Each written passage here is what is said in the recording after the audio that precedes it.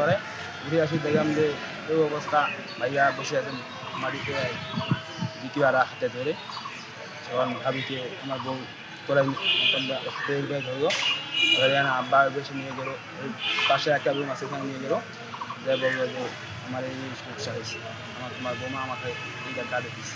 ভোরবেলা যখন উঠছি খেয়ে খাইছি, খাওয়ার পর যখন সুমাইয়া আমার যে এখানে আসছিল নামাজ পড়ছি, নামাজ পড়ি ঘুমাইছিলাম, ঘুমিয়ে হানা ভাইয়া যখন ডাক দিল, তখন মামা করে ডাকে, মা করে কে, তখন আব্বা কবে ভাইয়া ডাক দিছিল, তখন উঠে না গেল, যেখানার পর দেখলো যে ভাইয়া ওর বউকে নিয়ে আসে।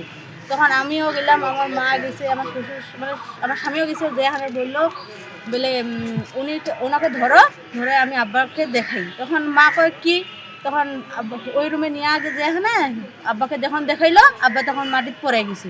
পড়ে যাওয়ার পর আব্বা কান্না করে, আম্মাও কান্না করার পর আমার স্বামী তখন অটোর কাছে গেছে, অটো নিয়ে আসে, ও নিয়ে গেছে ভাইয়াকে পঞ্চগড় নিয়ে আসে। পঞ্চগড় তো মানে ওই যে রক্তটা বন্ধ করছে, ওষুধ দিছে, ওষুধ দেওয়ার পর এখন রংপুর নিয়ে গেছে। এখন সুস্থ না অসুস্থ সে ও নিজে ভালো জানে, ওরা দুজনেই জানে, আমরা কিছু জানি, আমরা তো ওই যে অন্যখানে থাকি।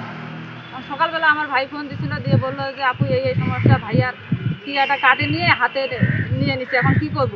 আমি তখন বিছানা থেকে উঠে এনে বললাম যে অটো নিয়ে ডাইরেক্ট হসপিটালে টান দিই। তখন আসলাম, আসে এনে দেখি যে এই অবস্থা।